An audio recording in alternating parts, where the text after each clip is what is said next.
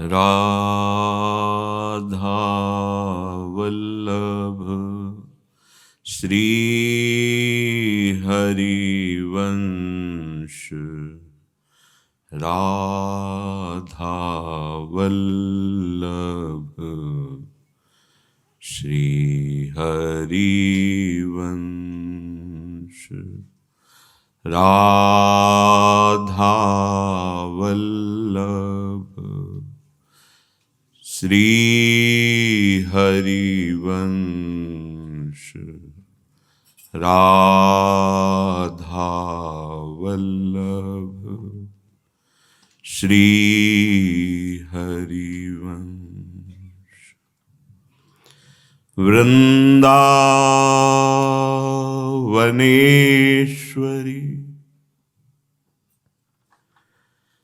तवैव पदारविन्दम्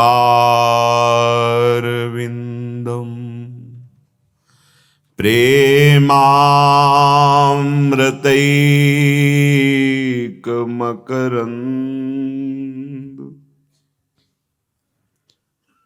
रसौघपूर्णम्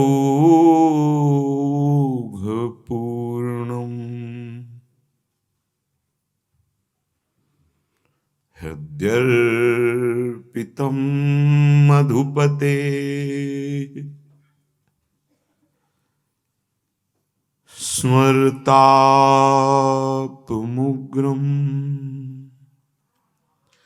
निर्वापयत् परमो शीतल माश्रयामि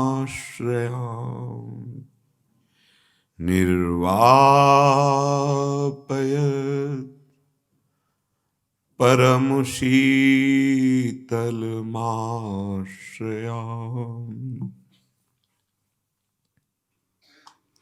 राधा प्यारी के चरणारविंद शीतल सुखदाई कोटि चंद मंद करत नख विदु जुन्हाई शाप ताप रोग शोक दारुण दुख हारी लाल इष्ट दुष्ट दवन कुंज भवन चारी श्याम हृदय भूषण जित दूषण हित संगी श्री वृंदावन धूरी धूसर रास रसिक रंगी शरणागत अभय बिरद पतित पावन बाने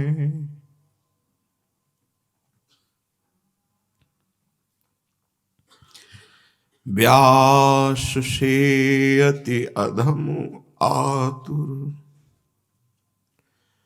को न समाने शरणागत अभय विरद पतित पावन बाने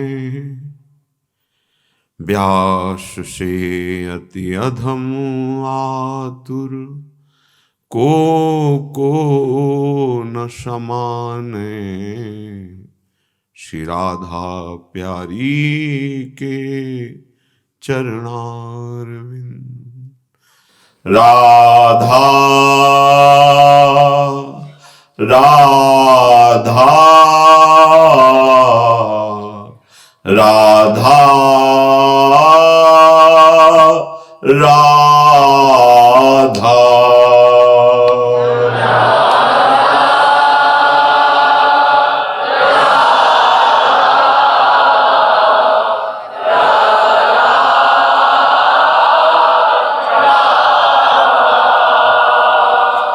राधा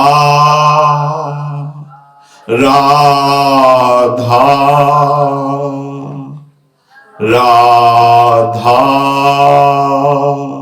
राधा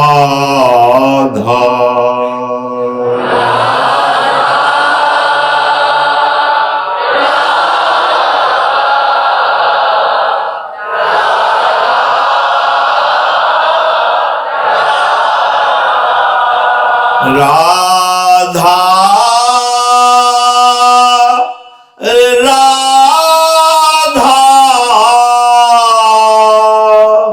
राधा राधा राधा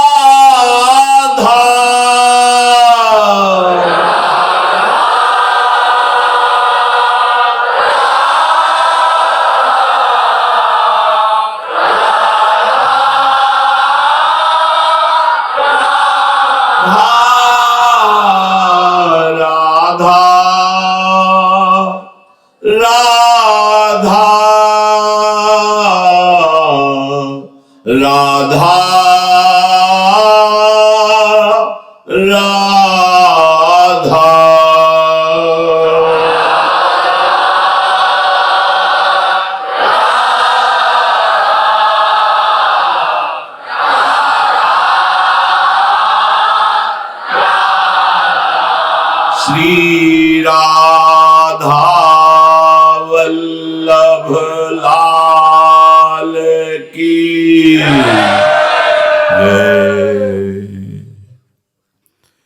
परम सच्चिदानंद घन प्रेमानंद स्वरूप नवनिभृत निकुंज महामहिम परम पावन श्री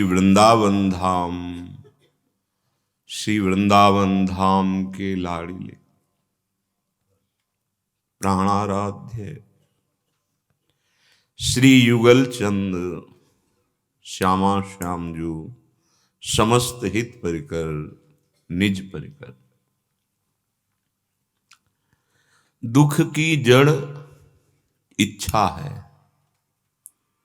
और महासुख की जड़ भी इच्छा ही है।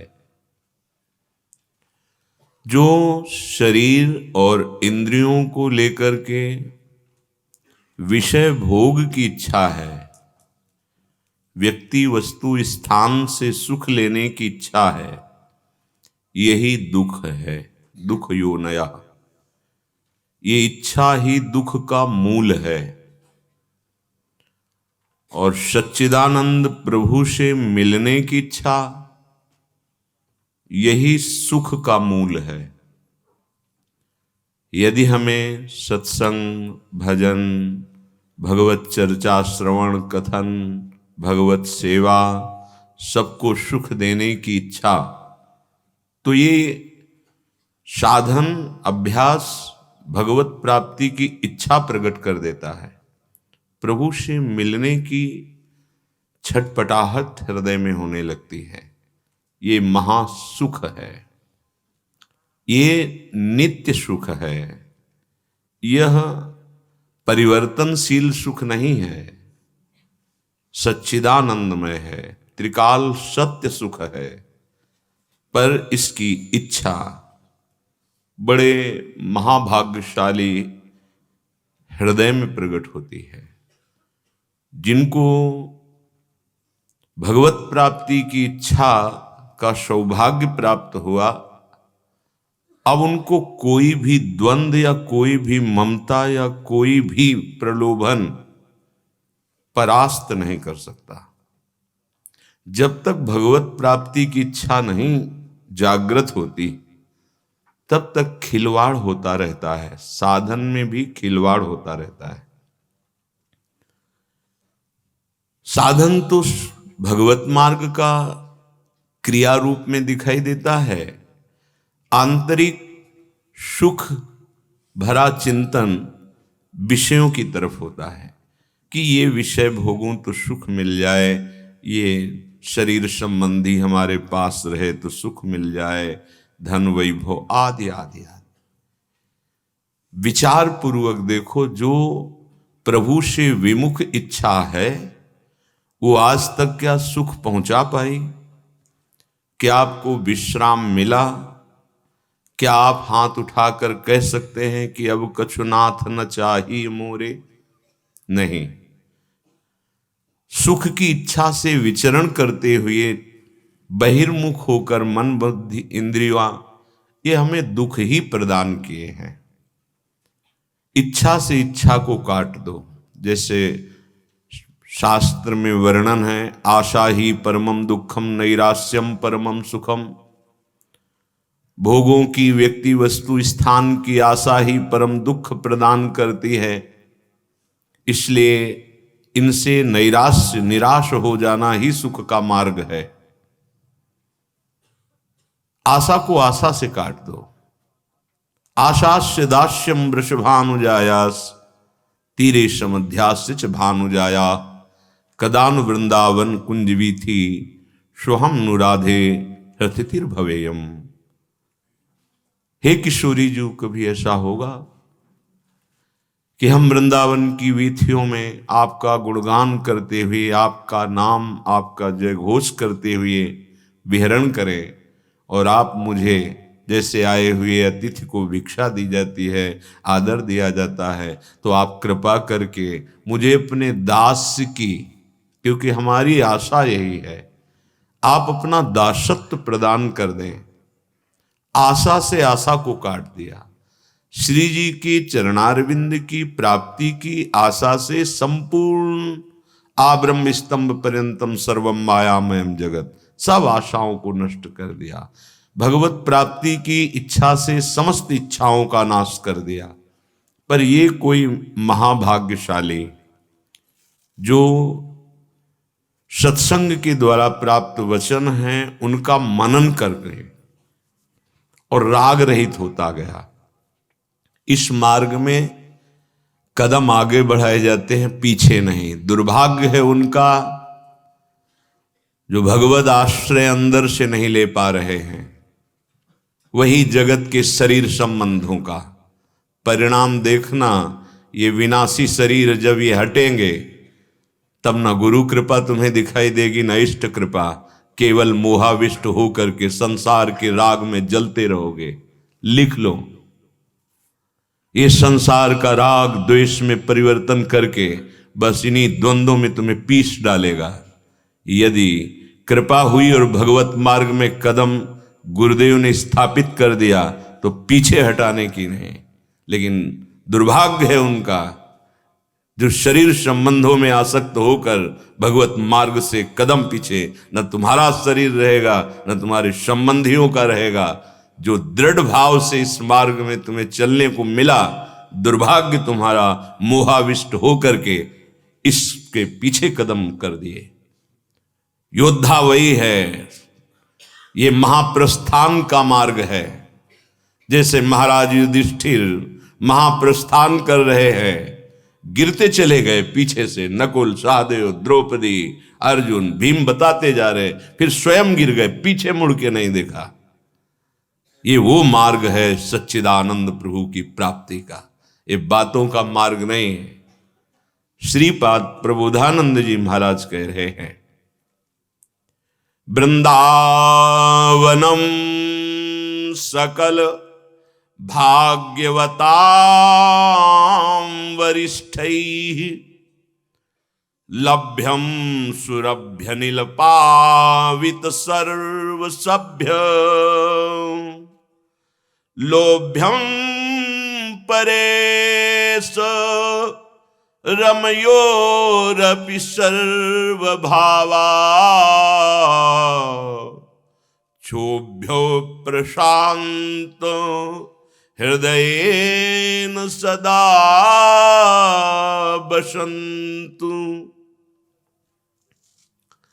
भाग्यवतां वरिष्ठैः, बड़े भाग्यशाली हैं। परमार्थ में कदम रख करके हमारे जीवन का पोषण कैसे होगा? धिक्कार है उस परमार्थ के पथिक को जो ऐसा सोचे। आचार्य, गुरु और इष्ट पर भरोसा नहीं, आगे चल के देख लेना किस गड्ढे में गिरे मिलोगे। गुरु कृपा, आचार्य कृपा, इष्ट कृपा, ये तुम्हारे किसी गुण या साधन से नहीं उठाया तुमको, अहेतु की कृपा से उठाकर परमार्थ में खड़ा कर दिया। अनंत जन्मों की बिगड़ी बनने जा रहे हैं। लेकिन कुसंगी जो अपनी वृत्तियों का कुसंग और बाहरी बहिर्मुख पुरुषों का कुसंग करने वाला कभी परमार्थ पथ पे नहीं खड़ा हो सकता। गुरु कृपा अगर खड़ा भी कर दे तो वो फिसल कर फिर वहीं चला जाएगा। क्यों? क्योंकि वो अपनी वृत्तियों का कुसंग कर रहा है, अपने विचारों का कुसंग कर रहा है, बहिर्मुख पुरुषों का संग कर रहा है, बहिर सुखों को सुख मान रहा है, बहिर संबंधों को सत्य मान रहा है, जो एक क्षण में किसी भी मिनट में सब बिछुड़ने वाले हैं। जो सच्चिदानंद कभी नहीं बिछोड़ने वाला, उससे अपनापन नहीं कर पाए, धिक्कार है। श्रीपाद कह रहे हैं भाग्यवताम वरिष्ठैर, वो महाभाग्यशाली श्रेष्ठ भाग्यशाली है जिसने लक्ष्य कर लिया, अब इस जन्म में कदम पीछे नहीं, चाहे जितना कष्ट मिले या प्रलोभन, प्रभु को विस्मरण नहीं करना। प्रभु ने जो मुझे मार्ग दिया इसे नहीं छोड़ना, चाहे सब रूठ जाए या सब प्रसन्न हो जाए, मुझे इससे कोई भी फर्क नहीं पड़ता, मुझे अपने आराध्य देव की प्राप्ति करनी है। भाग्यवताम वरिष्ठाएं, ये भाग्यशाली श्रेष्ठ भाग्यशाली पुरुष के अंतर्गत आता है। अरे आचार्य का भरोसा, गुरु का भरोसा, इष्ट का भरोसा, जिसने किसी बिना सहयोग के स्वयं एक पलक झपकते अनंत ब्रह्मांडों का सृजन कर दिया, वो हमारे आराध्य देव हैं। ऐसे आराध्य देव को जिन्होंने अपने प्रेम में अधीन कर लिया, वो आचार्य चरण हैं। आचार्य के अधीन होते हैं इष्ट, और ऐसे आचार्य कृपा पात्र मंत्र का अनुष्ठान करके वही हित स्वरूप हुए गुरुदेव हैं। जब आप उनकी शरण में हो गए तो ना लोक की चिंता ना परलोक की चिंता, पर शरणागति केवल नाम मात्र की भी नहीं होती। वही संसार, वही शरीर संबंध, वही हम मैं सा करके जीऊंगा, मैं से रहूंगा, अब मैं मन के अनुसार चलूंगा, अब देखना तुम्हें माया रौंद देगी। लक्ष्मण रेखा पार कर गए तो उमा क्षमा श्राप होते भारी। इसे खिलवाड़ मत समझना, सोच समझ के कदम रखा जाता है, और ये वो मार्ग है जहां कदम रख दे पीछे ना हटे, चाहे गर्दन उतर जाए। नारायण अति कठिन है, हरि मिलन की बाट, या में पग पीछे धरे प्रथम शीश दे काट। हर आज्ञा को रौंदना ये मन बुद्धि का स्वभाव उनके होता है जो दुर्भागी होते हैं। भाग्यवताम वरिष्ठई, वो बड़े भाग्यशाली हैं, वरिष्ठई श्रेष्ठ है, जो आज्ञा पर अपने जीवन को निछावर कर दिया तो 21 पीढ़ी तर गई, 14 आगे की 7 पीछे की। आज्ञा उल्लंघन कर दिया, मनमानी आचरण, तो पतन हो गया, भ्रष्ट हो गया, फिर कोई नहीं बचा सकता। हरि गुरु बड़े कृपालु हैं। हरि तुम्हारे हृदय में बैठे हैं, बस इशारा करते हैं गलत मत करो। आप नहीं मानते, खूब आराम से करो, जाओ परिणाम भोगो। ऐसे ही जिन्होंने गुरुदेव को मन वचन कर्म से अपना समर्पण कर दिया, उनके ऊपर शासन होता है, तुम सोच भी नहीं सकते गलत। और जो वही शरीर संबंधियों में आसक्त है, गुरुदेव सर्वांतर्यामी, वो जानते हैं कभी भी आप पर शासन नहीं करेंगे। ऐसा हाँ ठीक है, ऐसा हाँ ठीक है, आपने कहा था ये नहीं कर पाएंगे, हाँ ठीक है, देख लेना परिणाम। ये काम क्रोध लोभ मोह मद मत्सर, ये शरीर संबंधी नहीं इन पर विजय प्राप्त करा सकते, रुपया नहीं करा सकता, नाना प्रकार का भोग तुम्हें शांति प्रदान नहीं कर सकता। इसमें एकमात्र मोक्ष मूलम गुरु कृपा। खिलवाड़ समझ लिया परमार्थ को। जब जैसा चाहा मन बुद्धि के अनुसार आचरण कर लिया, जब जैसा चाहा वैसा परिवर्तन अपने मन के अनुसार कर लिया। लाभ, लाभ किसे कहते हैं अभी समझ में नहीं आया। लाभ उसे कहते हैं अब जो ही कहें करें हम सोई, आय सुलिए चले निज दासी, मन क्रम वचन त्रिशुद्ध सकल मत हम श्री हित हरिवंश उपासी। इसका परिणाम क्या होगा? सुख संपत्ति दंपति पाई है। सी प्यारी जू और प्यारे जू, जो प्यारो ढुम क्षमते ने अच्छी सुखादि नाम ते ध्यानगम, वो आपके हृदय में प्रकाशित हो जाएंगे कृपा से। कौन सा वैभव भजन करने वाले को दुर्लभ हो सकता है? कौन सा वैभव? अरे ब्रह्मादिक के भोग सब विषम लागताय, ब्रह्मादिक के चंद रुपए, सांसारिक नारकी भोग, ये मलमूत्र का भांड शरीर, इसमें सुख। कहां परमार्थ का ज्ञान है? कहां परमार्थ के पथिक हो? विश्वास करो, तुम भगवान के चिदानंद अंश, न तुम्हारा कोई न तुम किसी के। ये माया का जो नाटक नानात्व फैला हुआ है, इसी में तो भ्रमित हो रहे हो। शरीर में इतनी ममता की, गुरु वचनों का उल्लंघन, संबंध में इतनी ममता की, भगवान को भी छोड़ने के लिए तैयार। क्या है ये? यही दुरंत माया है। दैवी हृषा गुणमयी मम माया दुरतया। अहो भाग्य बंदनी वो है, भाग्यवताम वरिष्ठम, जो आज्ञा पर चल रहा है। श्रीपाद कह रहे हैं वृंदावनम शकलम भाग्यवताम वरिष्ठ ही है। क्यों? बोले लभ्यम सुरभ्यनिल पावित सर्वसभ्यम, जो निरपराध होकर वृंदावन धाम वास करता है, यहां की भजन वृत्ति वायु पैदा कर देती, यहां की अनिलम वायु। जो बड़े बड़े तीर्थों का अवगाहन करने से पाप नष्ट होना संभव हो जाता है, ऐसे महत् पाप होते हैं, सुदृढ़ पाप होते हैं, वृंदावन की हवा उसे नष्ट कर देगी। श्रीपाद कह रहे हैं क्यों? क्योंकि प्यारी जू का निज महल है। पर कब? जब हमारे हृदय में निरपराध भावना रहेगी, जरा सा भी किसी भी के प्रति हमारा अपराध न हो, तो आप देखोगे भजन यहां स्वतः चलने लगेगा। हिया फिरे स्वार्थ आपने, भजन गए फिरे बाह, भजन बाह पकड़ लेगा। तुम स्वार्थ को पकड़ने की कोशिश करोगे और भजन तुम्हें पकड़ लेगा। बाहर भजन पकड़ने की कोशिश करो तो स्वार्थ ही हाथ आता है, भजन नहीं पकड़े मिलता। धाम का प्रभाव, यहाँ फिरे स्वार्थ आपने, भजन गए फिरे बाह। क्यों? क्योंकि यहाँ की वायु में राधा नाम समाया हुआ है। यहाँ की वायु ऐसी चिदानंदमय है। बिहारी जी राधा रमन कितने महान महान भगवत स्वरूप और कितने महाभागवत, पावन यमुना रस रानी, रज रानी, सबको लेकर वायु प्रवाहित हो रही, तुम्हारे शरीर में, तुम्हारी श्वास में जा रही। तुम निष्पाप होते जा रहे हो, तुम उस महान पदवी की तरफ जा रहे हो जो बड़ी बड़ी साधनाओं से प्राप्त नहीं होती। विश्वास करो, ये महापुरुष अनुभूत अपनी बात को वर्णन कर रहे हैं, कोई बुद्धि से वर्णन नहीं कर रहे, ये हृदय से वर्णन कर रहे हैं। ऐसी ही महिमा धाम की है। श्रीपाद कह रहे हैं कि बड़े बड़े ईश्वर कोटि के जन इसीलिए यहां कुछ लता गुल्म औषधि बनना चाहते हैं कि इस वायु में ऐसी सामर्थ्य है कि प्रेम प्रदान कर देगी। वृंदावन की हवा ये आपको श्री जी का प्रेम प्रदान कर देगी।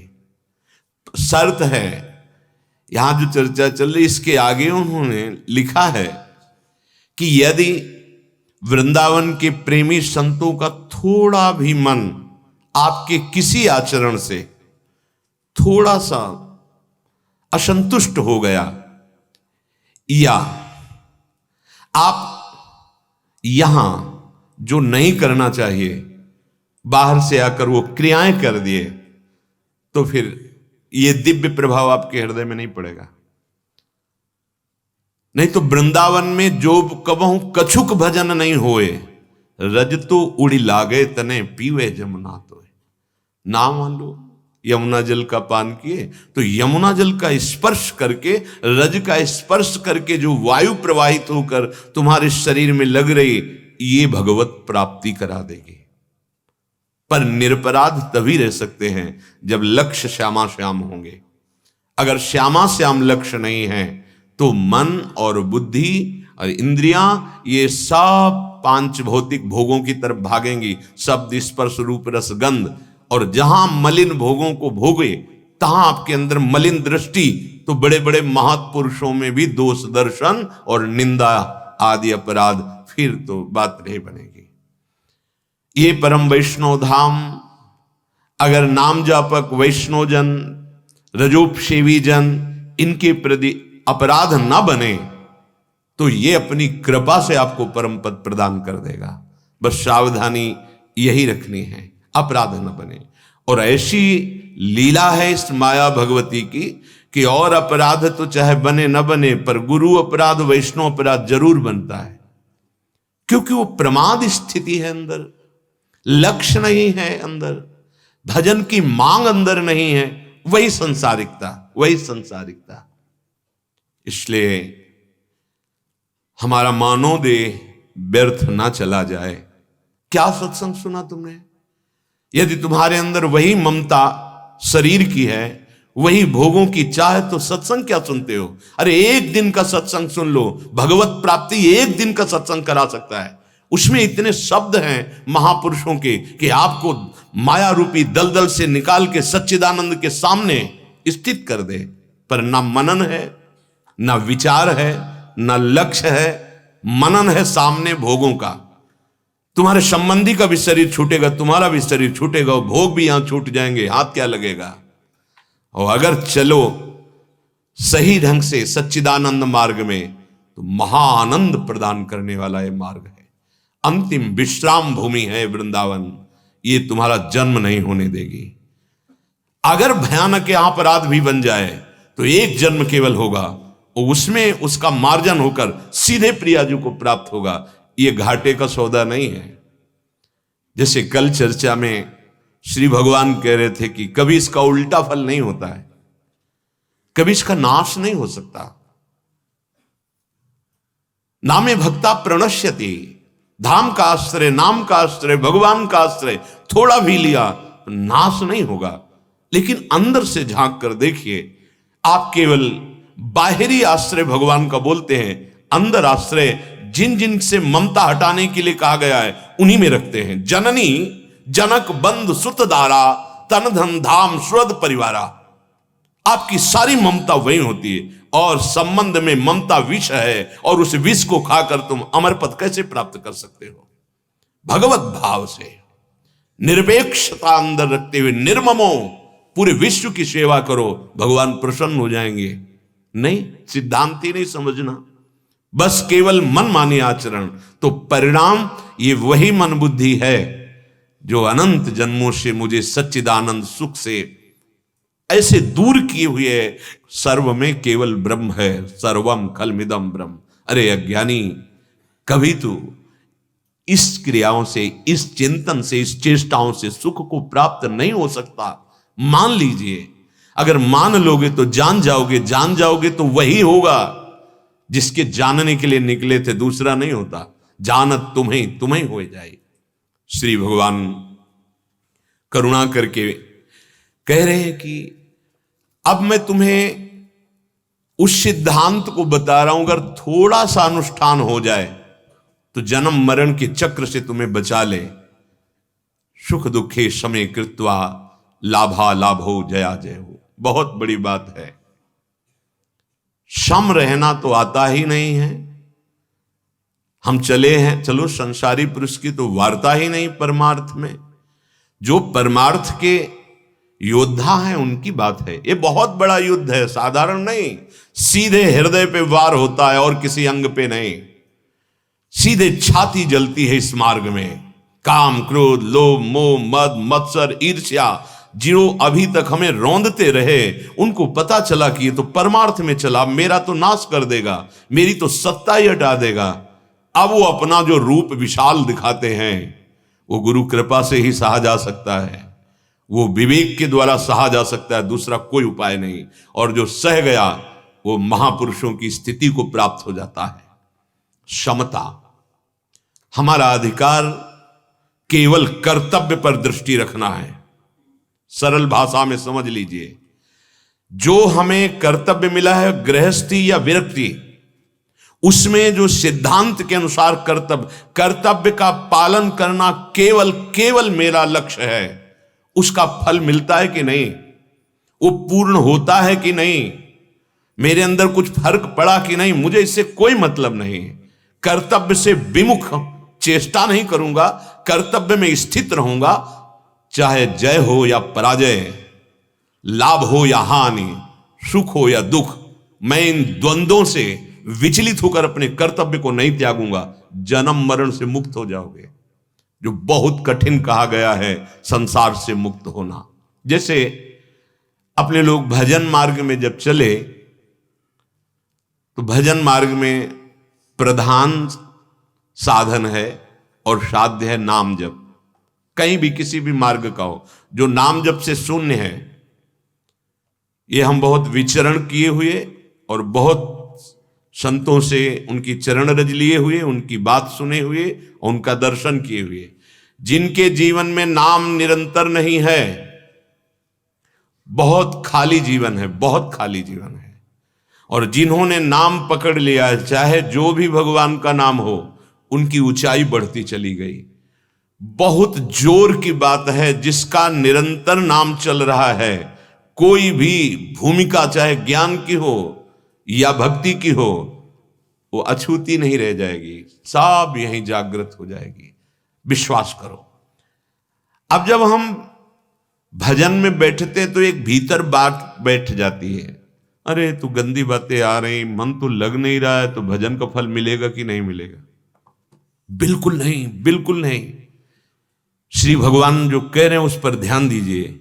हमारा मन लगे ना लगे, हमें उसका फल शांति मिले ना मिले, हमें कोई परिवर्तन दिखाई दे या ना दिखाई दे, पर नाम सत्य है और गुरुदेव ने आज्ञा करी है कि जपना तो मेरा एक कर्तव्य है। आप परिणाम की तरफ मैं नहीं देखता, अपने कर्तव्य को नहीं छोड़ने वाला, पक्का वही परम पद में आरूढ़ हो जाए। महापुरुषों की वचन है, मन लगे या ना लगे, तुम्हें नाम दिया गया है जपने के लिए। तुम्हारा अंदर से भाव नहीं होना चाहिए कि अब तो बड़ी प्रतिकूलता आ रही है या अनुकूलता आ रही है। अनुकूलता प्रतिकूलता को देखोगे तो कर्तव्य कर्म का निर्वाह नहीं कर पाओगे। तुम नाम जप निरंतर दृढ़ निष्ठा से जपना प्रारंभ करो। मन लगे न लगे, भागे भागने दो, विषय चिंतन हो रहा है, घबराओ मत, ये सब ठीक कर देगा। ना ठीक करेगा तो जो फल मिलना चाहिए भगवत प्राप्ति, वो हो जाएगी। तुम्हें चिंता नहीं करनी, अंदर तुम्हें जलन महसूस नहीं करना।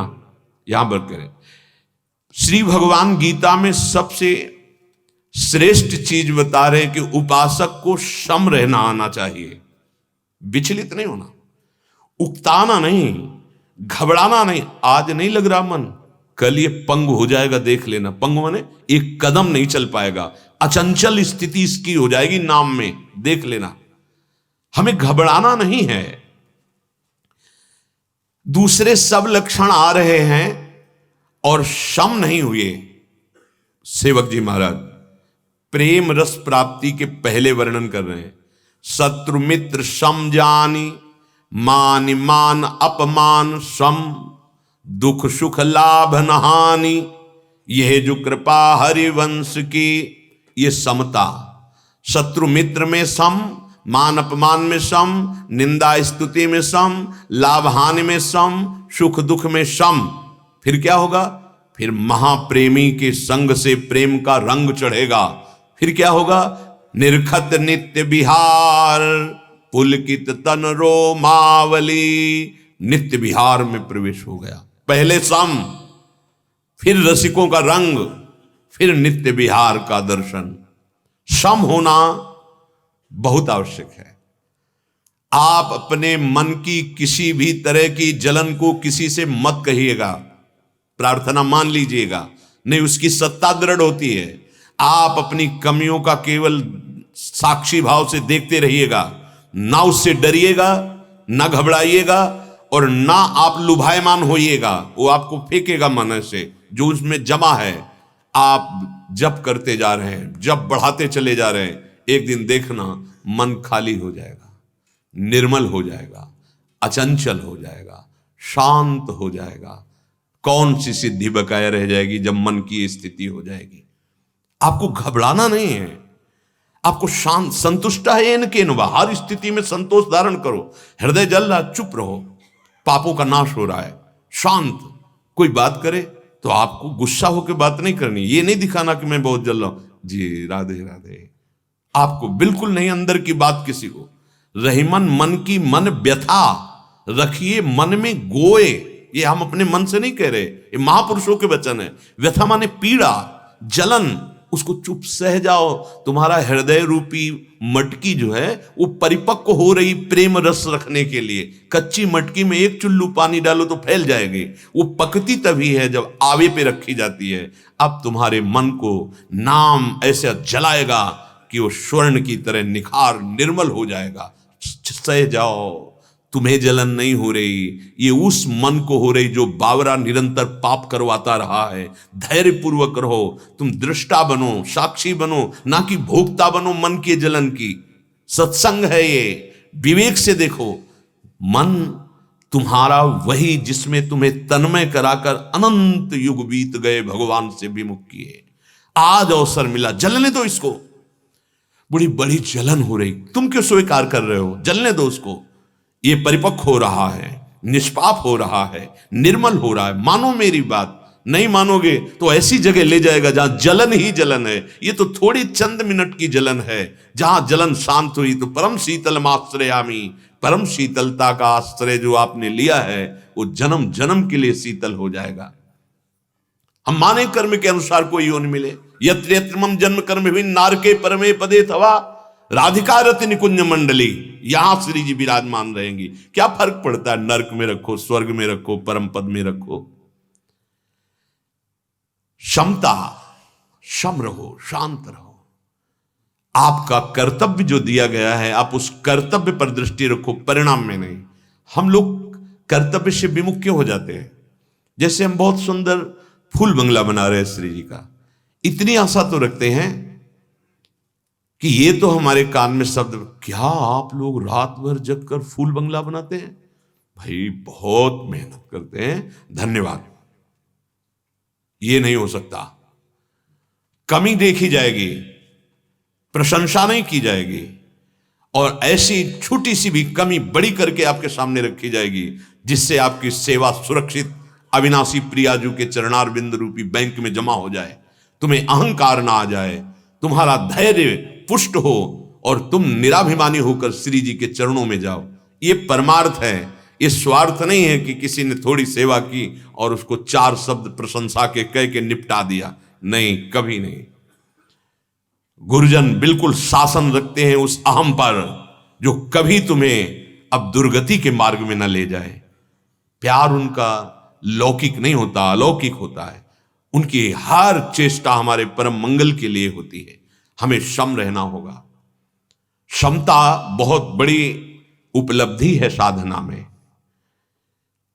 क्षमता दो तरह की होती है, एक अंतःकरण की क्षमता और एक अपने स्वरूप की क्षमता। स्वरूप की क्षमता जब जागृत होती है तो सब जगह एक ही भगवान नजर आता है। इस स्वरूप की क्षमता, क्योंकि एक है तो मत्तः परतरम नान्यत किंचिदस्ति धनंजय, मेरा प्रभु सब रूपों पक्का सर्वान्वस्तुतया निरीक्ष परम स्वराध्य बुद्धिर्मम, मेरे आराध्य देव सब रूपों। इस स्वरूप की क्षमता और अंतःकरण की जो क्षमता है, ये पहचान है कि तुम स्वरूप के सम को प्राप्त हुए हो कि नहीं। अगर वो ब्रह्मबोध है, भगवत प्राप्त है, तो उसके अंतःकरण में समता होगी। अंतःकरण की क्षमता नहीं है तो वो केवल कह रहा है, वो है नहीं। ना भगवत प्राप्ति हुई है, ना उसको स्वरूप बोध हुआ है। स्वरूप क्षमता का परिचय अंतःकरण की क्षमता कराती है। अंतःकरण की क्षमता सिद्धि असिद्धि में सम,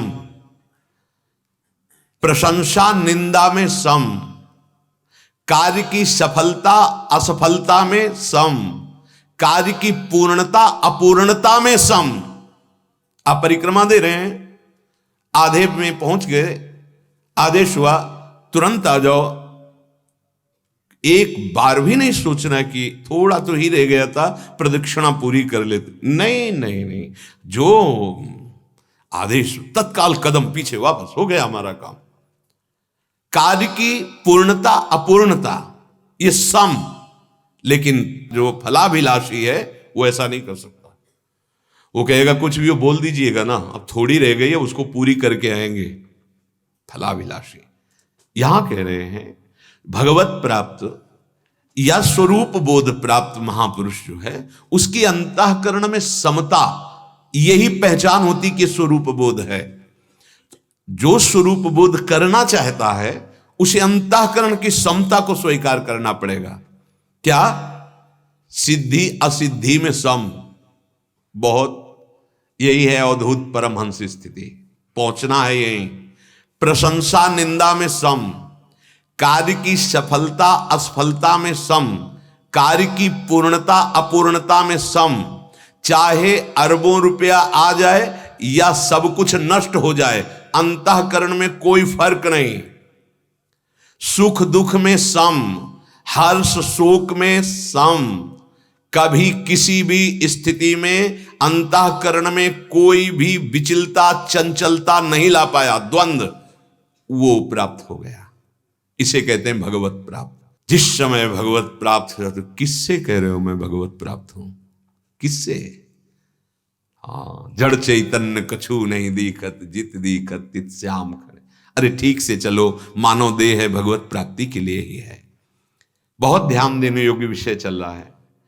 जब आप अपना शरीर, अपनी मन बुद्धि और अपना धन मान करके, तप शरीर के द्वारा, दान धनादि वस्तुओं के द्वारा, तीर्थ शरीर के द्वारा, व्रत आदि शरीर के द्वारा, तो ये पुण्य बनेगा, भगवत प्राप्ति का हेतु नहीं बनेगा। अगर आपकी चाह है कि मेरी कीर्ति हो, प्रशंसा हो जाएगी, भगवत प्राप्ति की नहीं आएगी। और ये पुण्य थोड़ा सुख दे के लौकिक नष्ट हो जाएगा। और यही यदि भगवत प्रसन्नता के लिए ये मान करके कि प्रभु मुझे तीर्थावगाहन करवा रहे हैं, प्रभु मुझे धाम बुलाए, प्रभु मेरे द्वारा ये साधन करवा रहे हैं, प्रभु मेरे द्वारा ये दान नहीं सेवा करवा रहे हैं, और ये सब प्रभु की दी हुई वस्तु के द्वारा प्रभु में सामने जो आया है उसकी से इससे भगवत प्राप्ति हो जाती है। वही पुण्य दे के नष्ट हो जाएगा, और वही भगवान को समर्पित कर दिया तो वही भगवत प्राप्ति का हेतु हो जाएगा। अपनी वस्तु मानकर हम जब दूसरों को देते हैं तो पुण्य बन जाता है। जब भगवत वस्तु मानकर सामने भगवत स्वरूप मानकर देते तो भगवत प्राप्ति हो जाती है। कितना सरल है भगवत प्राप्ति। जो हम तप कर रहे हैं, जो हम साधन कर रहे हैं, जो हम व्रत कर रहे हैं, ये हम कर ही नहीं सकते। मेरे प्रभु करा रहे हैं, मेरे गुरुदेव करा रहे हैं, मेरे आचार्य करा रहे हैं। ये भगवत प्राप्ति का मार्ग है। मैं ऐसा कर लूंगा, मैंने ऐसा किया, वो आपका शुभ कर्म बनेगा, भगवत प्राप्ति नहीं। क्योंकि भगवत प्राप्ति शुभ अशुभ दोनों को मिटा देने से होती है। इसलिए समता से निर्विकारता की स्थिति प्राप्त होती है। तो क्यों, जब हमारा साधन चल रहा है उससे हमें कोई फर्क नहीं नजर आ रहा है तो हमें परेशानी नहीं होगी? नहीं। क्यों नहीं होगी? क्योंकि हमने साधन का भरोसा थोड़ी रखा है। भरोसा तो स्वामिनी जी का रखा है।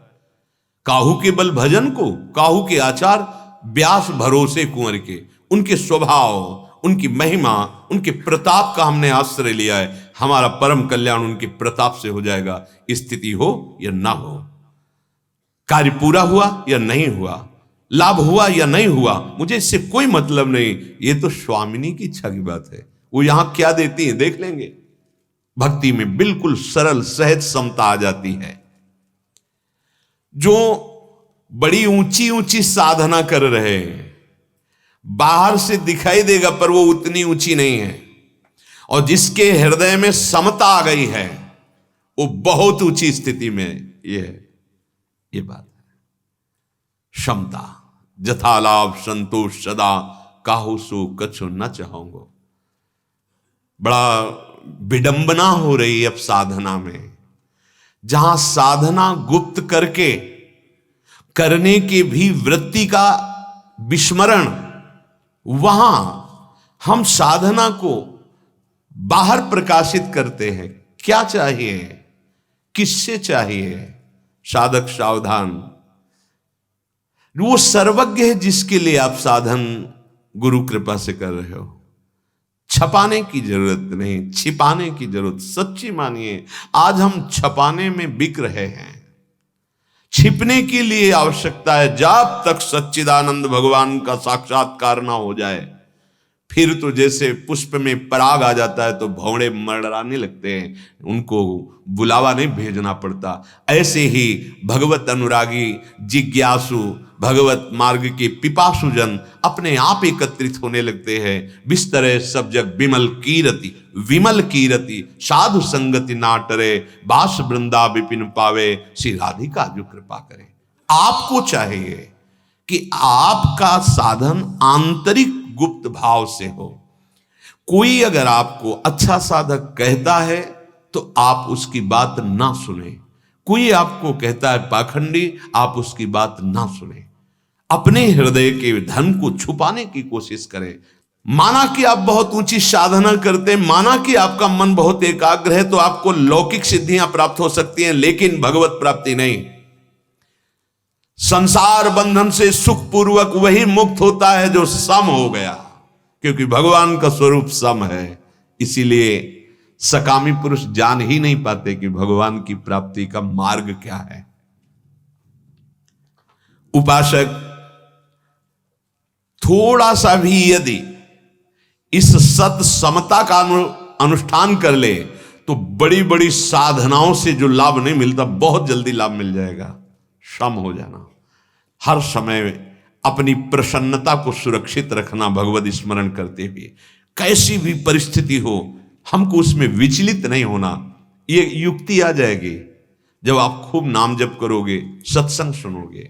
श्री भगवान कह रहे हैं, बहुत ध्यान देने योग्य विषय है, जहां हम फिसलते हैं उसी का भगवान सावधानी पूर्वक संकेत कर रहे हैं। व्यवसायात्मिका बुद्धि रेके कुरु नंदन, बहुशाखा हृणंताश्च बुद्धयो व्यवसायिनां। हे कुरुनंदन, ये बुद्धि में जो सम है, समता, इसमें बड़ा दृढ़ निश्चय होता है। परमार्थ का ककहरा नहीं पता, और जो परमार्थ की कृपा करके वचन मिलते हैं सत्संग में, शास्त्रों के गुरुजनों से, उनको पकड़ते नहीं। कैसे परमार्थ पे चलोगे, कैसे चलोगे? कितना रुपया तुम्हारे पास हो कि तुम सुखी हो जाओगे? जितना तुम सोचोगे उससे कई गुना यहां भारत में है। ऐसे ऐसे क्या वो सुखी है? जितना भारत में, कई विदेशों में भी बहुत धन है, और जितना त्रिभुवन में धन है, सबका सबसे बड़े धनाध्यक्ष भगवान कुबेर जी हैं। अगर उनके हृदय में शांति है तो भगवान के भजन से है, रिद्धियों सिद्धियों से, नवनिधियों से नहीं है। भगवान के महान भक्त हैं, जितने भी लोकपाल हैं, जैसे श्री धर्मराज जी, ये द्वादश वैष्णव में आते हैं। बिना भगवान के कोई भी धन संपत्ति, भोग वैभव आपको सुख पहुंचा नहीं सकता। ये निश्चित बुद्धि उसी के हृदय में प्रकट होती है जिसने भगवान को अपना माना। बिल्कुल नहीं दिखाई देता। जहां कसौटी पे कसो तो बाहर खड़ा नजर आता है, बाहर एकदम दूर। क्या है जीवन तुम्हारा? क्या है, क्या है जीवन? अरे प्यारे, कोई नहीं है तुम्हारा, एक दिन पछताओगे। सिर्फ श्री भगवान तुम्हारे हैं। तुम भी अभी उन्हीं का आदर करते हो, पर अनजाने में। तुम जिन शरीरों को प्यार करते हो, नहीं करते किसी शरीर से प्यार। बार बार समझ लो, अंदर में बैठे हुए श्री भगवान हैं तो उस शरीर से तुम प्यार करते हो। भगवान अंतर्धान हो गए तो तुम उसी शरीर को फूंक देते हो, गाड़ देते हो, फेंक देते हो, जला देते हो। तो जिससे प्यार कर रहे हो यार, उसको जानो, उसको पहचान लो, तो जीवन मुक्त हो जाओगे। नहीं समझ में आ रहा, इस ढांचे में इतना आसक्त है कि सच्चिदानंद को भूला हुआ बस बहता चला जा रहा है काल के प्रवाह में। एक बुद्धि निश्चय वाली, इस मार्ग में एक बुद्धि। अब जीवन दे दिया प्रभु को तो दे दिया, चाहे जो कष्ट मिले, कदम पीछे नहीं। जब अनुमति मिल गई परमार्थ में कदम रख दिया तो अब वही कह दे वापस आ जाओ, नहीं अब जो भगवान का जो विधान होगा वही होगा, अब हम तो चल पड़े प्रभु की तरफ, पीछे नहीं मुड़ेंगे। ये मार्ग है पथिक का। पहला कदम अगर लड़खड़ा गया होता तो वही संसार में होता। अरे अचिंत शक्ति संपन्न भगवान के लिए तुमने कदम बढ़ाया है, कहां किसी का मंगल हो सकता है? नहीं, सर्व मंगलकारी मंगल भवन भगवान के चरणों में समर्पित हो गए तो प्रणत कुटुंब पाल रघुराई। पर निश्चय नहीं है, निश्चय नहीं है। एक निश्चयात्मिका बुद्धि नहीं होती। किनकी? जिनकी भोगों में रति होती, बहुत शाखाओं वाली बुद्धि होती है। मैं ये कर लूंगा, मैं ऐसे कमा लूंगा, मैं ऐसे भोग लूंगा, मैं ऐसा सुख। कभी इन वृत्तियों से कोई आज तक सुखी नहीं हुआ प्यारे। केवल कलह, अशांति, चिंता, शोक, भय। भगवान कहते हैं कि जिसका लक्ष्य नहीं बना है वो परमार्थ में नहीं चल सकता। बिल्कुल पक्की बात है। यदि लक्ष्य नहीं तो पूरा जीवन भेष धारण किए व्यतीत हो जाता है और अंदर वस्तु का चिन्ह भी नहीं होता, अर्थात परमार्थ का ककहरा भी नहीं आता है। बड़े भाग्यशाली हैं जो सत्संग के द्वारा परमार्थ को समझकर एक कदम भी बढ़ा दिया तो बहुत बड़ी बात बन गई। एक कदम नहीं चल पाते।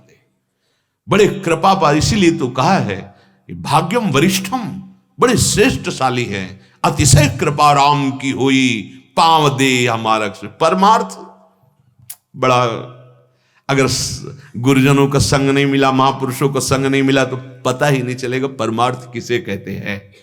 श्री भगवान कह रहे हैं परमात्म स्वरूप की प्राप्ति समता से होती है।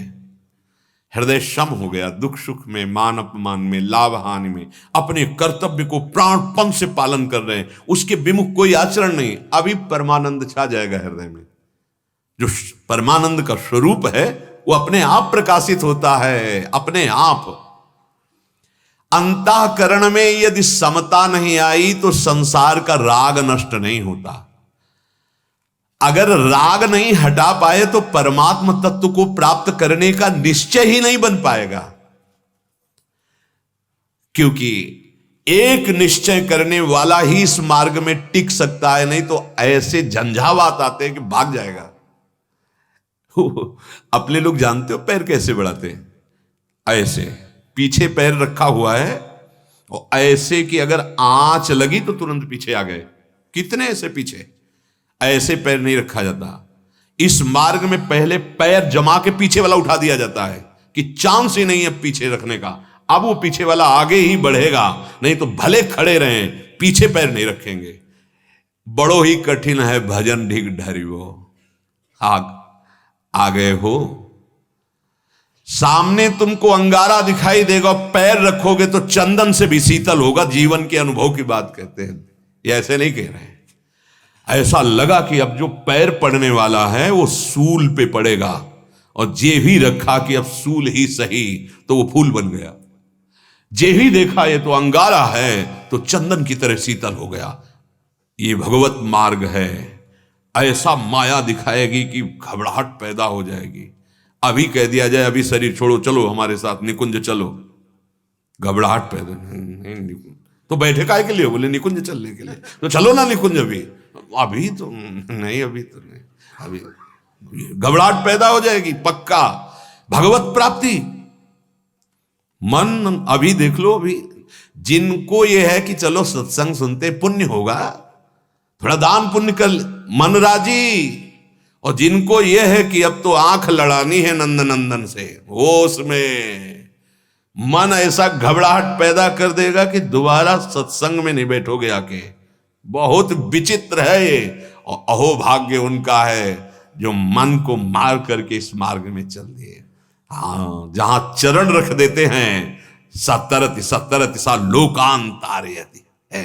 ये फिसिड्डियों का मार्ग नहीं, ये सूरवीरों का मार्ग। ऐसा ना समझो। आप में वो सारी सूरवीरता भरी है जो एक महापुरुष में होती है। मान लो आप सब बस चाबी लगा दो, तिजोरी खोल लो, माला माल हो जाओगे। वो तो बचपन से लगे इसलिए वैसे। इस मार्ग में समय का नहीं देखा जाता। खास बात समझना कि वो इतने समय से लगे तो उनको मिल ही हो गया होगा, ऐसी बात नहीं है। और ये तो काल का है, अभी एक क्षण में बात बन जाएगी। बस समझ लो, समझ लिया और चाबी खोली तो माल अंदर ही भरा हुआ है। अब चाबी है गुरु जी के पास, इसीलिए मोक्ष मूलम गुरु कृपा। वो युक्ति जो दे रहे हैं उसको पकड़ लो। मम्मी के आसक्त, पापा के आसक्त, रुपया के आसक्त, नाना प्रकार के भोगों के आसक्त तो पूरा विश्व है। गुरु आसक्त अंगुलियों में गिन सकते हो, कोई बिरला। इसीलिए कहा गया है को एक पाव भगत जिमि मोरी, जो कहो हरिवंश रस बिरलो समझनहार। कितने 1000 2000 पाइए नहीं, एक दो ही जो पाइए, खोजी सब संसार। गृहस्थ मार्ग में भगवत भाव से माता पिता परिवार को भगवत भाव से सेवा करो और नाम जप करो, अच्छे आचरण को निकल जाओगे। विरक्त मार्ग में एक कदम आगे बढ़ गए तो पीछे मुड़ के नहीं देखना। नहीं, तात मात सुत दार देह में मति अरुझे मति मंदा। ये माया उसकी बुद्धि में बैठ करके तुम्हें प्रलोभन देगी, तुम्हारे सामने रोएगी। नहीं, अब आंसुओं में नहीं, अब मैं आंसू बहाऊंगा प्रभु के लिए और तुम्हें भी परम पद पहुंचाऊंगा और स्वयं परम पद में आरूढ़ होऊंगा। अब ये मार्ग है। ध्रुव जी जब बिल्कुल भगवत प्राप्ति के नजदीक थे तो आवाज आई, बेटा रक्षा करो रक्षा करो। तो हल्की सी आंख खोली, देखा यक्ष मेरी माता को घसीट के लिए जा रहे हैं। तो उनका ऐसा कैसे हो सकता है? महाराज उत्तानपाद समर्थ हैं, उनके रहते हुए मेरी मां की ऐसी दुर्दशा कैसे हो सकती है? नहीं नहीं, ये भगवान की माया का कोई खेल होगा। आंख मूंदा, फिर अपने मंत्र जाप, कहीं कुछ नहीं। सामने से माया ऐसी बुद्धि बदल देगी आपके रिश्ते नातेदारों स्वजनों की। कुछ नहीं बिगड़ेगा, विश्वास मान लो, कुछ नहीं बिगड़ेगा। बस केवल जादूगरनी माया अपनी अपनी ऐसे अलग अलग अलग अलग फेंकती। अब देखते हैं कौन सी गोली काम करती है, अब कौन सी गोली काम करती है। और जो गुरु की युक्तियों से है, तो कहते हैं ना चेला पहलवान, गुरु मेहरबान तो चेला पहलवान का मतलब क्या? किसी और को पटक देना नहीं। काम क्रोध लोभ मोह, मोह ने मार दिया, मोह ने मार दिया उपासक को, चौपट कर दिया, जीवन की धारा खत्म कर दी। लक्ष्मण रेखा से पार हुए तो खत्म। अब तुम देखो, अब गुरु नहीं देखेगा, अब तुम देखो अपने जीवन को। और जब लक्ष्मण रेखा के अंदर तो सारा भार गुरुदेव लेते हैं। ई परलोक सकल सुख पावत मेरी सो भैया कृष्ण गुण संचु। यामिमाम पुष्पिताम वाचम प्रवदंत्य विपश्चिता वेदवाद रता पार्थ नान्य दस्तीति वादिनः कामात्मानः स्वर्ग परा जन्म कर्म फल प्रदाम क्रिया विशेष बहुलाम भोगैश्वर्य गतिम प्रति। श्री भगवान बोल रहे हैं, ये जो बहुत कामना वाले होते हैं, इनकी तन्मयता कामनाओं में होती, भोगों में। ये वही काम करते हैं जिससे इनको सुख भोग मिले, और मिलता दुख है। कुछ भी करेंगे तो पहला विचार होगा इसका फल ये सुख होगा। सुख भोग जब लक्ष्य हो जाता है तो क्रिया शास्त्र सम्मत है कि नहीं, ये स्मरण नहीं रहता। ध्यान देना, जब कर्तव्य लक्ष्य में होता है तो सुख दुख की परवाह नहीं होती, और जब सुख लक्ष्य में होता है तब वो धर्म और कर्तव्य की परवाह नहीं करता, पापाचरण में उतर जाता है। भगवान कहते हैं ये जो ऐसे लोग होते हैं जिनकी बहुशाखा वाली बुद्धि होती है, ये भोगें ये भोगें, ये मिल जाए ये मिल जाए, ये एक निश्चय नहीं कर पाते कि मुझे भगवत प्राप्ति करनी है, नहीं कर पाते। इनके अंदर कामनाएं होती। अगर कभी शास्त्र पढ़ा भी तो उनके दिमाग में वही सूत्र आते हैं, ऐसा करने से ये फल मिलेगा, ये फल अगर ऐसा कर दे तो स्वर्ग मिलेगा। यहां तुम्हारे होश खराब है, मृत्यु लोक में वही भोग तुम्हें चौपट किए हैं, और स्वर्ग में जब बहुतायत से मिलेगी तो तुम्हारी दुर्गति क्या होगी? वहां जानते हो शास्त्र में वर्णन है, तुम्हें एक विमान मिला पुण्य के अनुसार, और अप्सरा ये सब जो मानो बना बनाया महल उड़ने वाला, हर सुविधा आपको, और बगल से तुम्हारे महल से कई गुना अच्छा और तुम्हारी अप्सरा जो पास सेवा में उससे कई गुना सुंदरियां उसके, अब वो उसको देख के जल रहा है उस सुख से। कहां सुख है? अच्छा, कितने दिन एक माला पहनाई जाती है, वो माला जिस समय तुम्हारे पुण्य खत्म होने को होंगे, स्वर्ग से भ्रष्ट होना होगा, वो कुम्हलाने लगती है। अब उसकी जो दशा होती है, कोई वहां को कोई बिका हुआ थोड़ी तुम्हें कि जो तुम्हें अप्सरा प्यार कर रही थी, सेवक प्यार कर रहे थे, वो कहेंगे मेरे स्वामी। जहां पुण्य खत्म हुआ, विमान से धक्का मार के सर के बल वापस चल मृत्युलोक में जा। एक आए को धोखे में। एक जगह ऐसी है जहां शरण ले लिया तो फिर गले से लगाया, वो हमारे प्रियालाल है। हाँ, धीरे धीरे विषय पंख से हटाकर निर्विषय। पर यही तो हम कह रहे हैं, ऑपरेशन का नंबर नहीं आता, पहले ही थिएटर से भाग पड़ते। ये मार्ग ऐसा है जहां उनको ये हुआ कि मैं विरक्त, अब मन और बुद्धि अंदर से घबराहट पैदा कर दिए। अब वो ऑपरेशन का समय है, बट डॉक्टर ऑपरेशन करने जा रहा है, जन्म जन्म का फोड़ा हटा देगा। इसका फर्क पड़ता है। जैसे आप विरक्त हो तो ये हर समय आपको सावधान करता है, मैं कौन हूं, मेरा उद्देश्य क्या है। नहीं नहीं, मैं वैरागी हूं, मेरा उद्देश्य ये नहीं है, मेरा उद्देश्य भगवत। इसलिए आचार्यों ने परंपरा बनाई है। गृहस्थ में मेरा उद्देश्य क्या है, भगवत प्राप्ति करना, पर इस प्रवृत्ति मार्ग से। श्री भगवान कहते हैं जिनकी कई तरह की बुद्धि होती है, बहुत बुद्धि लगाते हैं लोग, बहुत बुद्धि, अगर इस बुद्धि को समेट कर सच्चिदानंद मार्ग में लगा दे तो सही कहते सबको भगवत प्राप्ति हो जाए। इतनी बुद्धि है लोगों में, पर उस बुद्धि का दुरुपयोग किया जा रहा है। इतना समय है पर उस समय का दुरुपयोग किया जा रहा है। ऐसा नहीं कि 24 घंटे सब कार्य में लगे हैं, भजन के नाम से समय नहीं। 3 घंटा फिल्म देखने में 1 मिनट भी मन बाहर नहीं जाएगा, और 3 मिनट भजन करने में 300 बार भाग के चला जाएगा। स्थितियां देखो। और भजन से सच्चिदानंद सुख मिलेगा, उसमें पैसा भी लगाया है, समय भी नष्ट कर दिए, और उसमें सब झूठा है। ए झूठे देखने वाले, झूठा सुनने वाले, झूठे में सुख ढूंढ रहा है। सच्चिदानंद प्रभु की कथा होने लगे तो नींद आ जाएगी, और अपने मन की फिल्म लगी और 3 घंटे नींद आ जाए तो हमें बता देना। रात के 9 से 12 बैठे हो ऐसे खूब चक आंख खोल, और 9 से 12 भजन करो तो सिद्ध हो जाओगे। 9 से 12 रात में भजन करे, दिन भर मेहनत करे, फिर सो ले, और ऐसी दिनचर्या, तो वो गृहस्थ महात्मा है, उसकी चरण वंदना नहीं। मन को संभाला ही नहीं जा रहा। कह रहे ये केवल कामात्मान स्वर्गपरा जन्म कर्म फल प्रदाम क्रिया विशेष बहुलाम भोगेश्वर गतिम प्रति।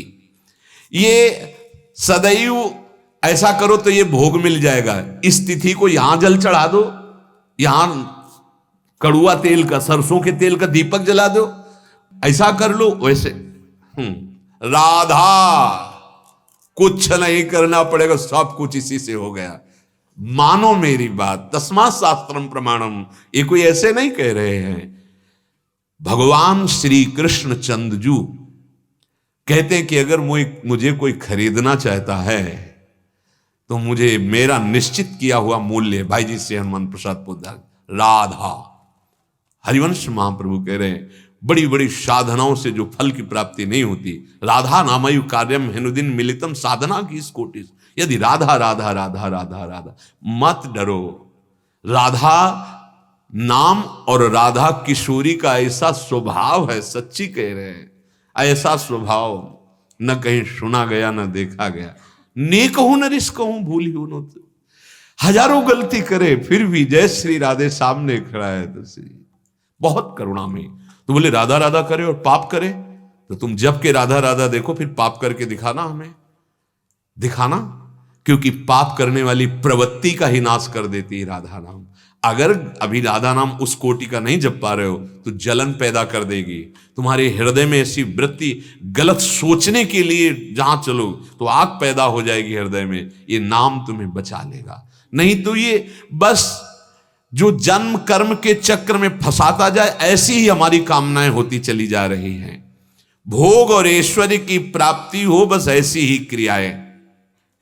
हम ये कर लेंगे, ये कर लेंगे, ये पुष्पित है, इसमें कोई फल नहीं लगता। यहां संसार के जितने भोग हैं इनमें कोई फल नहीं लगता। आप देखो फल का मतलब है, जैसे श्री गोस्वामी जी ने कहा है संयम नियम फूल, तो फल ज्ञाना और हरिपद रति रस वेद बखाना।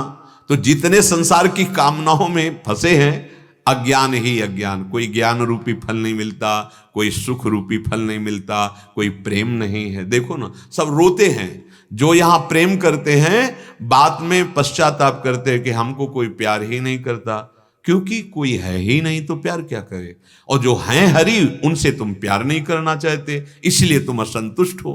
श्री भगवान कह रहे हैं भोग ऐश्वर्य प्रसक्ता नाम तया प्रहृत चेत शाम व्यवसायात्मिका बुद्धि समाधौ न विधीयते। हे अर्जुन, ये जो दिखाऊ बातें कही जाती हैं, ऐसा कर लो ये हो जाएगा, ऐसा कर लो ये हो जाएगा, तुम ऐसा कर लो परम सुखी हो जाओगे, इनसे कुछ नहीं, आज तक कोई सुखी नहीं हुआ। देख लो, आप हमारी प्रार्थना मान लेना, आप ग्रहों से परेशान मत होइए, आप डरिए मत। ये भगवत पार्षद हैं, जैसे शनि है, राहु हैं, बृहस्पति हैं, शुक्र हैं, मंगल हैं, बुध हैं। ये जो ग्रह हैं ये तभी पीड़ा पहुंचाते हैं जब आप भगवान से विमुख होते हैं। अगर भगवान के सन्मुख हो और ये सब विपरीत जगह बैठे हो तो भी आपको सुख पहुंचाएंगे, पक्का ये बात समझ लो। जो पे कृष्ण चरण मन अर्पित तो करी है का नवग्रह रंग की। ये भगवत पार्षद है। जब जीव भगवान से विमुख होता है तब संपूर्ण जितनी भी दैवी शक्तियां हैं उसको कष्ट पहुंचाती है, अंतर और बाहर से। और जब भगवान के सन्मुख होता है तो सब अनुकूल हो जाते हैं। जा पर कृपा राम की हुई, ता पर कृपा करे सब कोई। सब ग्रह नक्षत्र ऋषि मुनि देवता सब अनुकूल हो जाते हैं। अगर आप भगवत भजन नहीं करेंगे, भगवत आश्रित नहीं रहेंगे, तो ये सब बाहरी से कुछ नहीं होने वाला। उस पुष्पित वाणी से, अर्थात भोगों की भोगने में सुख, अगर ये बना खाया जाए, अगर ये भोगा जाए, अगर ये मिल जाए, जिनका हृदय अंतःकरण अपहृत कर लिया गया है, अर्थात खींच लिया गया है, जो भोगों में और ऐश्वर्य में आसक्त हैं, ऐसे मनुष्यों की बुद्धि परमात्मा प्राप्ति का निश्चय नहीं कर सकती। नहीं होता। कहाँ भगवान है, कौन भगवान है, हाँ नहीं। तो तू कहाँ है, जान पाया क्या?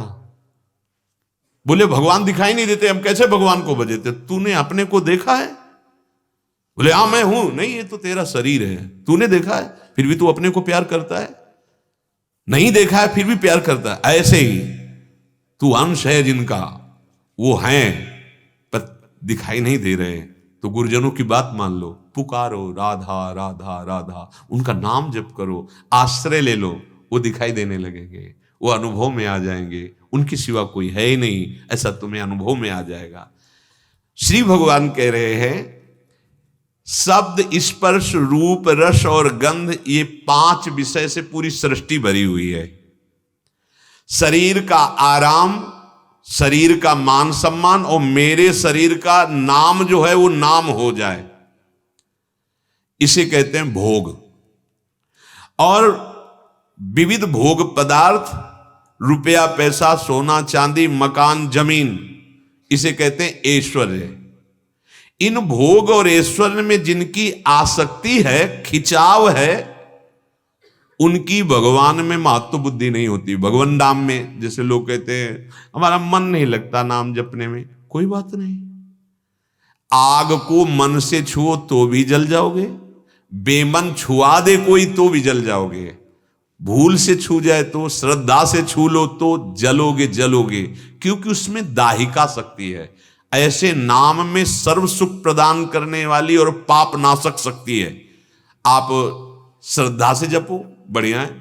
नहीं श्रद्धा है फिर भी जपो, तो भी आपको वही फल मिलेगा, वही जो श्रद्धा से जपने पे मिलेगा। और अगर किसी के कहने से जपने लगो, या कोई नाम जप रहा है, जो उच्चारण कर रहा है, आप सुन लिए हैं, आपका मंगल ही होगा।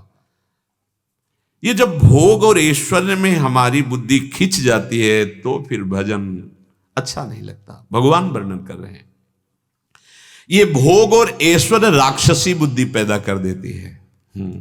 आशु कहते हैं प्राणों को, जो केवल अपने प्राणों को सुखी बनाने की सोचता है वो आसुरी भाव को प्राप्त होता है, मतलब राक्षसी भाव आ जाता है। देखो ना, वो जीव तड़प रहा है, उसको काट देते हैं, उसको भूंज रहे हैं, काहे के लिए? अपने प्राणों का पोषण करने के लिए। तो कौन है? बोले असु का पोषण करने वाले असुर हैं ये, आसुरी भाव को प्राप्त है, राक्षसी। ए मानव देह मिला है, राक्षस नहीं हो। देखो राक्षस किसे कहते हैं? जो आसु, आसु माने प्राण, जो केवल अपने प्राण पोषण के लिए दूसरों को कष्ट देते, उन्हें अब उनको पता नहीं, धन के लिए वो ऐसे जंजीर खींचते जैसे दिखा वो गिरे मर जाए, चाहे कोई भी अंग भंग हो जाए। इतनी निर्दयता कैसे आ गई? बोले वो राक्षस है, मनुष्य नहीं है, उसके स्वभाव में राक्षस बैठ गया, राक्षसी भाव बैठ गया है। तो जो केवल अपने प्राण पोषण में लगे हुए हैं, ऐसे आसुरी भाव वालों के हृदय में बस भोग भोगने की इच्छा रहती है, कोई भगवत प्राप्ति, कोई भजन, कोई सच्चिदानंद मार्ग नहीं। असली ध्येय जो मनुष्य का है, भजन भगवत प्राप्ति, वो नहीं, उनके हृदय में नहीं है। जिससे गोस्वामी जी ने कहा, पापवंत कर सहज स्वभाव, भजन मूर्ति भाव न काऊ, जो पे दुष्ट हृदय सोई होई, मोरे सन्मुख आओ कि सोई। ये जो हम भोग भोग चुके हैं, ये हमारे अंदर बैठ गया संस्कार, जिसको कहते तृष्णा। अब वो याद आती है, ऐसे मन पे फेंकता है सामने, ऐसे से बड़ा सुख मिलेगा। अब वो तृष्णा सापिनी की तरह लहर ले रही। अब वो जो भगवत मार्ग में चलना चाहता है उसको भी, और जो संसार में उसको तृष्णा बख्शती किसी को नहीं, भगवत मार्ग वाला सहता है, नहीं राधा राधा राधा, वो सह नहीं पाता क्योंकि भजन नहीं है। तो वो जैसे एक होती है भोगे हुए भोग को पुनः भोगने की इच्छा, तृष्णा। दूसरा सुने हुए भोग की, जो हम सुन रहे हैं भोगों की चर्चा, उसके भोगने की इच्छा, कामना। ये कामना, वासना, तृष्णा ऐसे मलिन कर देती है हृदय को कि भजन की बात ही नहीं सुहाती। अगर कोई लिवा भी लाए कि चलो बढ़िया सत्संग हो रहा, बैठ के सुनते हैं नाम कीर्तन, तो उसके हृदय में जलन होने लगेगी। जहां आएगा बैठेगा या सो जाएगा या दोष दर्शन करेगा। कौन सी बात है जिससे हमारे अंदर निंदा करने का भाव पुष्ट हो जाए? कौन सी बात मिलेगी? वो कुछ ना कुछ पकड़ेगा। क्या? सत्संग नहीं, निंदा करने का। वो बाहर निकल कर गए, क्या देखा तुमने वहां ऐसा ऐसा ऐसा। वो सत वस्तु को नहीं पकड़ सकता क्योंकि हृदय उसका मलिन है। तयापहृत चेतसाम, चित्त का अपहरण कर लिया है भोगेश्वर ने, पाप की मलिनता हृदय में है। बड़े भाग्यशाली हैं जिनको सत्संग सुहाने लगा है, अच्छा लगने लगा है। और उनको क्या कहना जिनका नशा बन गया है कि सत्संग के बिना तो हमारी दिनचर्या ही नहीं है। संसारिक विद्याओं कलाओं में ऐसा अहम जागृत हो जाता है, ओ ये अभिमान जन्य सुख का भोग होता है, तो परमात्मा प्राप्ति की बात ही उसके हृदय में नहीं आती। वो माया भी बड़ी बलवती है, ये कितने दिन टिकेगा, शरीर भी जाएगा। भगवान का भजन होता है भगवत धाम जाने के लिए, भगवत प्राप्ति के लिए। परम दयालु भगवान ने कृपा करके ये मनुष्य शरीर दिया है। इसमें एक बहुत विलक्षण शक्ति है जिसका नाम है विवेक। ये विवेक अगर जागृत हो जाए तो सुख दुख मान अपमान लाभ हानि जन्म मृत्यु इससे ऊंचा उठा दे। अर्थात तुम्हें न सुख दुख छू सकता है, न मान अपमान, न निंदा स्तुति, न लाभ हानि, न जन्म मृत्यु। ये आप में बुद्धि तो बहुत है, विवेक नहीं है। और ये विवेक बाजार में नहीं मिलता। बिनु सत्संग विवेक न हो, एक ही उपाय है, संत संग। भगवत प्रेमी, भगवत तत्व का बोध प्राप्त किए हुए महात्माओं का संग, इससे शुद्ध विवेक जागृत होता है। होए विवेक मोह ब्रह्म भागा, फिर घर में रहते हुए भी महात्मा हो जाओगे अगर विवेक जागृत हो जाए। विवेक जागृत हो जाए तो सुख दुख में समान भाव आ जाता है। उसकी इतनी ऊंची स्थिति आ जाती है कि वो सबकी सेवा करता है पर किसी से ममता नहीं रखता। भगवान ऐसे पुरुष को स्वयं अपनी तरफ से दर्शन देते हैं। कितने ऐसे गृहस्थ में हुए जिनको स्वयं भगवान ने दर्शन दिए। क्यों? अपने कर्तव्य पे लगे हुए हैं, कर्तव्य का उन्होंने त्याग नहीं किया और नाम जप कर रहे हैं। तो वो अपनी ऐसी ऊंची स्थिति बना ली कि भगवान उनकी सेवा देख करके रीझ गए, उनकी निष्ठा देख कर रीझ गए, स्वयं दर्शन दिए। ये गृहस्थ धर्म बहुत बड़ा धर्म है। इसे ऐसा मत मानना कि हम गृहस्थ में हैं तो हम ये सब बातें भागवतिक कैसे धारण कर सके। नहीं नहीं, बिल्कुल नहीं। बड़े बड़े परमहंसों का अवतार गृहस्थों में ही होता है। बड़े बड़े साधु महात्मा गृहस्थों के यहाँ पैदा होते हैं। बड़े बड़े संतों को भिक्षा गृहस्थों से ही मिलती है। बड़े बड़े संतों के शरीर में जो वस्त्र आदि हैं ये गृहस्थों से ही आते हैं। गृहस्थ धर्म महान धर्म है। और ऐसे आप सेवा करते हुए और नाम जप कर रहे हैं और धर्म से चल रहे हैं, आपको निश्चित भगवत प्राप्ति होगी।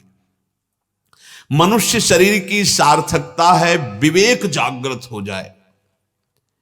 विवेक जब जागृत होगा तो नाशवान भोगों के बीच में रहकर, परिवार के बीच में रहकर तुम आसक्त नहीं होगे। तुम में पशु बुद्धि नहीं आएगी, तुम में राक्षसी बुद्धि नहीं आएगी। पशु पक्षी केवल भोग में ही लगे रहते हैं, उनके अंदर कोई विवेक नहीं है कि मुझे भजन करना है या वो कोई नया कर्म कर सके। नहीं, फिर अगर इतना ही आप में हो रहा है तो मनुष्य जन्म की सार्थकता क्या रहे? वही भोग, वही नाना प्रकार के प्रपंच में, तो फिर क्या हुआ? विवेक जागृत नहीं हुआ, भजन नहीं हुआ, तो मनुष्य जीवन की सार्थकता क्या? पशु पक्षी भोग योनि है, उनके लिए कोई कर्तव्य नहीं है। वो प्रारब्धानुसार वैसे ही घटना उनके जीवन में घटती चली जाती है। अच्छा भोग मिला या उनको दंड मिल गया या वो किसी को मार रहे हैं, उनके द्वारा कोई नया कर्म नहीं हो रहा, वो प्रारब्ध से प्रेरित हैं। पर मनुष्य जन्म केवल अपना उद्धार करने के लिए मिला है, अपने कर्तव्य का पालन करने के लिए मिला है। केवल भोग भोगने के लिए नहीं मिला है। धर्मयुक्त भोग स्वीकार करके अपने कर्तव्य का पालन करते हुए अपने को भगवत प्राप्ति करनी है। मनुष्य के सामने जो अनुकूल प्रतिकूल परिस्थिति आती है वो उसे उठाने के लिए आती है, फंसाने के लिए नहीं। लेकिन ऐसी विवेक बुद्धि ना होने के कारण अनुकूलता का वो भोग करके सुखी होने लगता है और प्रतिकूलता का भोग करके दुखी होने लगता है। वो सुख दुख में पशुवत आचरणों में फंस जाता है। जैसे पशु सुख दुख भोग रहे वैसे ही वो भोगने लगता है। भोग और संग्रह, अगर ये दो बातें तुम्हारे अंदर हैं, जो प्रिय लगा उसे भोगा और जिसे भोगा वो सदैव हमारे पास रहे, तो भगवत साक्षात्कार की चाह भी नहीं प्रकट हो सकती है। परमात्मा प्राप्ति की बात तो बहुत दूर रही, चाह ही नहीं हो सकती है। बहुत सुंदर। क्या? भोग के भोगने में सुख, और जो सुख देने वाले भोग हैं तुम्हारी बुद्धि को, उनको संग्रह करना, ये दो वृत्ति चाहे जहां हो तो चाह नहीं पैदा होती। भोगेश्वर प्रसक्ता नाम तया प्रहृत चेतसाम व्यवसायत्मिका बुद्धि समाधो न विधीयते। एक निश्चय वाली बुद्धि ऐसे भोगी पुरुषों में होती ही नहीं है। आज कुछ और, कल कुछ और, परसों कुछ और। जहां प्रभु की तरफ चलने की थोड़ी रुचि हुई तो देखना गंदे भोगों से पूर्ण अरुचि हो जाएगी आपको। देख लेना, जहां प्रभु की धर्मयुक्त भोगों की बात नहीं कर रहा, जो अधर्माचरण ये बंद हो जाएंगे। जैसे लोग कहते हैं कि आप कहते हैं नाम सब पाप नाश कर देता है, धाम और सब पाप नष्ट हो जाएंगे भगवान की शरण में सब, तो इससे पाप को बढ़ावा नहीं दिया जा रहा।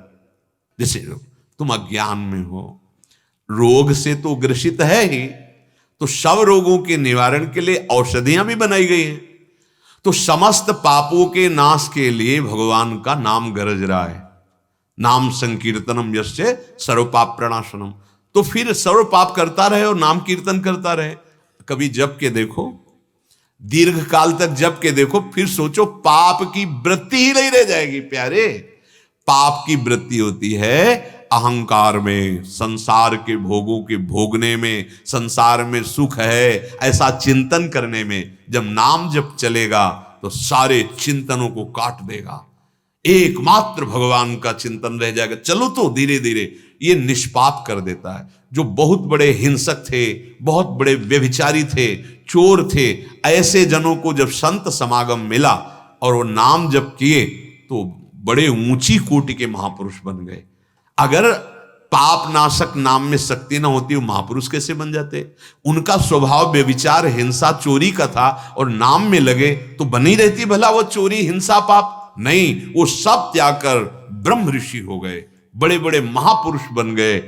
ये आंतरिक विषय नाम की महिमा को कलंकित मत करो अपनी वाणी से। नाम बड़ा अमोघ है, तुम्हारे हृदय का परिवर्तन कर देगा।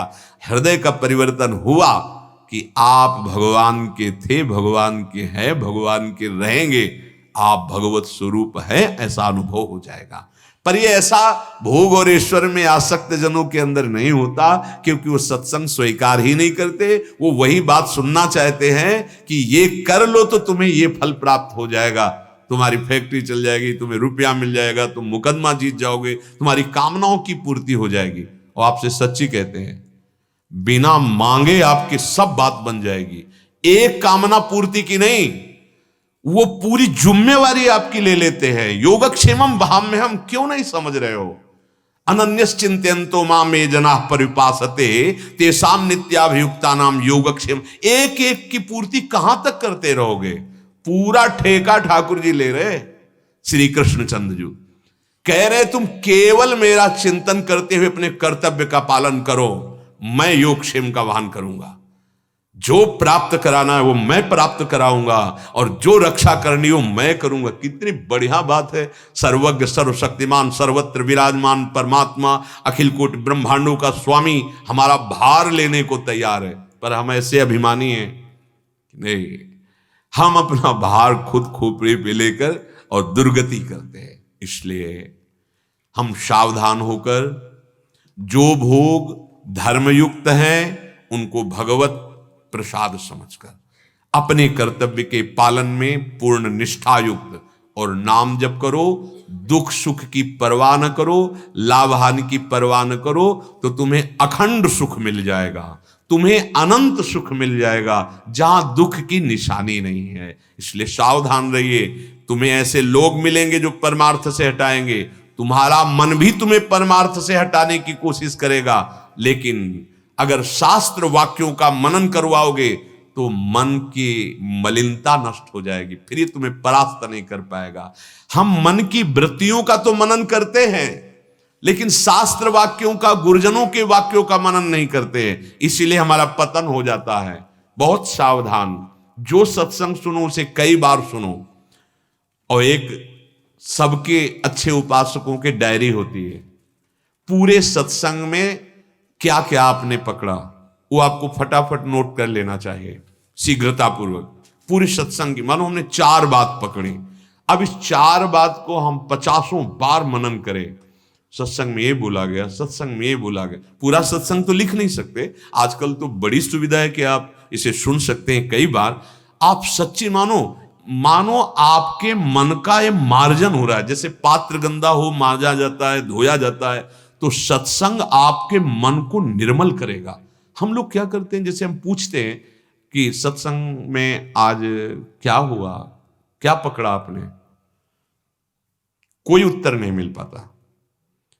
तब हमें लगता है आप सत्संग सुने क्या? मतलब सत्संग एक एक बात हमारे दिमाग में बैठनी चाहिए। क्यों नहीं बैठी? क्योंकि मार्ग तो नहीं सत्संग का। अरे तो रोज होता है, पकड़ ही नहीं पा रहे आप शब्द, तभी आपकी धरा नहीं उठ रही। नहीं, सच्ची कहते हैं ये साधना से नहीं धरा बनती, ये विचार से धरा बनती है। जीवन मुक्तता विचार से आती है। आपके इतने महान विचार होने लगे, आप पहुंच रहे हैं ऊंचाई पर, आपकी क्रियाएं भागवती खुरी, विचार गंदे हैं तो कोई भूमिका नहीं आ रही। अंदर की बात तुम्हें बता रहा हूं, अंदर की भूमिका विचार से बनती है। तुम्हारे विचार जितने पवित्र महान होते गए उतने ही तुम ऊंचे उठ गए। क्रियाएं पवित्र कर रहे हो पर विचार तुम्हारे अशुद्ध हैं, तो भूमिका कोई नहीं बनेगी। और विचार सत्संग से बनता है। इसी सत्संग का, शास्त्र के वाक्यों का, महावाक्यार्थस्य विचार्यताम, बार बार इनका चिंतन कर रहे हैं तो मानो बुद्धि को धो रहे हैं, मन को धो रहे हैं, चित्त को धो रहे हैं, अहंकार को धो रहे हैं। पूरा अंतःकरण निर्मल होकर भगवत स्वरूप, और जब साफ हो जाएंगे ना तो श्री कृष्ण ही मन है, श्री कृष्ण ही बुद्धि, श्री कृष्ण ही आम है, श्री कृष्ण ही चित्त है। अब अंतःकरण भगवत स्वरूप हो गया और आप जीवन मुक्त हो गए। विचार पूर्वक एक एक क्षण सार्थक कीजिए, नाम जपते हुए कोई हमसे गलती ना हो जाए। अगर गलती हो जाए तो प्रभु के सामने जो घर में ठाकुर जी विराजमान है उन्हीं से कहो, किसी से मत कहो। उनके सामने जाके प्रभु गलती हो, आप देखना तुरंत आपको शीतलता मिलेगी। प्रभु गलती, आगे से हम सावधान रहेंगे। आपके बल से प्रभु ऐसा बना दो कि आपके प्रतिकूल कोई गलती ही ना हो जाए। शेष चर्चा आगे। श्री राधा वल्लभ लाल की।